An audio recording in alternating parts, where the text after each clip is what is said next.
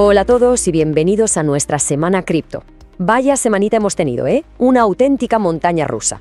Por un lado hemos visto pánico, liquidaciones que daban vértigo y titulares casi apocalípticos. Pero por otro lado, si rascamos un poquito la superficie, los grandes jugadores han hecho movimientos que podrían cambiar las reglas del juego. Así que agarraos bien porque vamos a desmenuzar esta semana de contrastes brutales entre el miedo y el progreso. A ver, para empezar, vamos directos al grano. Mirad este gráfico, porque la imagen es, bastante clara, ¿no? Mientras el oro se mantenía ahí tranquilito y el S&P 500 tenía una pequeña corrección, Bitcoin se ha llevado el gran batacazo. Una caída del 15%, una auténtica sangría que ha puesto a prueba los nervios de más de uno, de verdad. Y para entender bien de dónde sale ese 15%, tenemos que empezar por la primera parte de la historia, el pánico que se desató y la cascada de liquidaciones que hizo saltar todas las alarmas. Pues fijaos, la semana arrancó de la peor manera posible, la verdad. Bitcoin se desplomó y eso provocó una reacción en cadena devastadora. Más de 2.200 millones de dólares en posiciones apalancadas evaporados en solo 24 horas. Y para que nos hagamos una idea de la locura, casi 1.000 millones de esos se liquidaron en apenas 60 minutos. Una auténtica barbaridad. Y claro, como es lógico, este desplome arrastró por los suelos el ánimo del mercado. El famoso índice de miedo y codicia se hundió hasta niveles de miedo extremo. Hacía mucho que no lo veíamos tan bajo, desde las peores épocas de mercados bajistas anteriores. El pesimismo, se podía tortar con un cuchillo. Y aquí llega la pregunta del millón. Vale, ¿y quién estaba vendiendo con tanto pánico? Pues según los analistas de un gigante como es JP Morgan, la respuesta es bastante clara. En su último informe lo dicen sin tapujos. Señalan directamente a los inversores minoristas, al pequeño inversor, como el principal motor de esta oleada de ventas. Y esta huida en masa tuvo un reflejo clarísimo en los ETFs al contado. Estos fondos sufrieron salidas netas de 4.000 millones de dólares. 4.000 millones. Es el segundo mayor éxodo de dinero desde que se lanzaron. Fondos tan conocidos como el IBIT de BlackRock fueron los que más sufrieron las retiradas. El dinero del inversor de a pie claramente estaba corriendo para salir. Pero, y aquí es donde la historia da un giro de guión interesantísimo. Mientras la mayoría corría en busca de la salida de emergencia, algunos de los nombres más potentes del mundo financiero estaban haciendo, literalmente, lo contrario. A ver, paremos un segundo a pensar.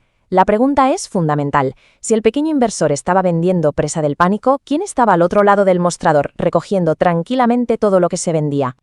Y la respuesta, es que es alucinante. Nada más y nada menos que el fondo de inversión de la Universidad de Harvard. Ojo, no es que solo compraran durante la caída, no. Es que aumentaron su posición un 257%. Su inversión en el ETF de Bitcoin de BlackRock ya supera los 442 millones de dólares. Se ha convertido en la posición más grande de toda su cartera. Ahí es nada. Y esto nos dibuja un escenario, el de dos mercados completamente distintos. Por un lado, la historia del pánico minorista con esa fuga masiva de dinero de los ETFs, y por el otro, la convicción total y la compra estratégica de uno de los inversores institucionales más respetados del mundo, que parece que ve estas caídas como una oportunidad de oro. Dos mundos, dos estrategias opuestas.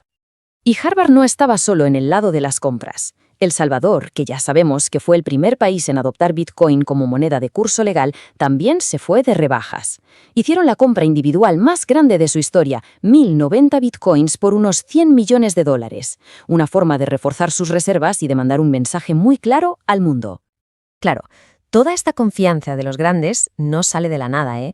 Se apoya en un panorama que, si nos alejamos del ruido de los precios, cada vez está más claro. El de la regulación.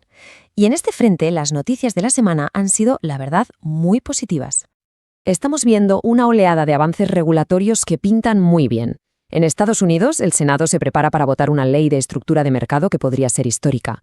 Mientras, Japón está planeando una auténtica revolución. Quiere bajar los impuestos sobre las ganancias con cripto a un 20% para 2026. Y aquí en Europa se sigue avanzando para regular el euro digital y las stablecoins. Y hablando de Europa, el Banco Central Europeo ha puesto el grito en el cielo. ¿Y por qué? Pues por este gráfico. El 99,58% de todo el mercado de stablecoins está dominado por el dólar estadounidense. Es prácticamente todo.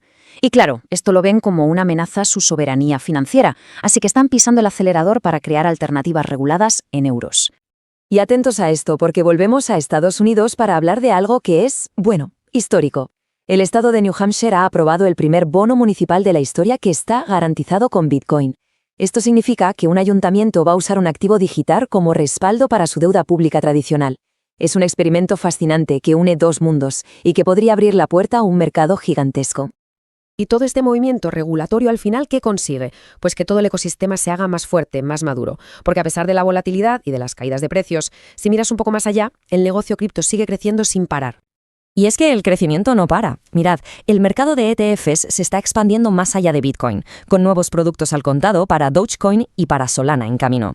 Mientras tanto, uno de los exchanges más grandes, Kraken, ha conseguido una valoración de $20.000 millones y ya ha presentado los papeles para salir a bolsa en 2026. Pero, a ver, no todo va a ser perfecto, claro.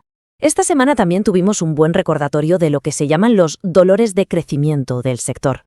Hubo una caída masiva de Cloudflare, que es un proveedor de Internet clave, y dejó fuera de juego a exchanges como Coinbase o Kraken durante horas. Es una gran paradoja, ¿no? Un ecosistema que presume de descentralización, pero que todavía depende de unos pocos servicios centralizados. Entonces, después de esta semana tan loca, con señales que van en direcciones totalmente opuestas, ¿qué sacamos en claro de todo esto? ¿Cómo juntamos todas las piezas?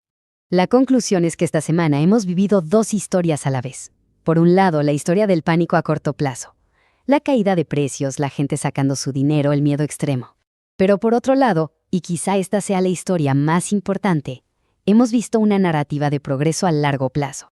Inversores institucionales con una convicción a prueba de bombas, avances regulatorios en todo el mundo, y un ecosistema que, a pesar de los golpes, sigue madurando.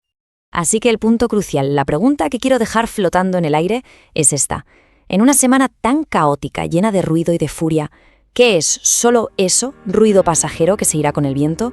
¿Y qué es la verdadera señal que nos está indicando hacia dónde va todo esto en el futuro? Y bueno, con esa reflexión terminamos nuestro análisis a fondo de una semana de infarto.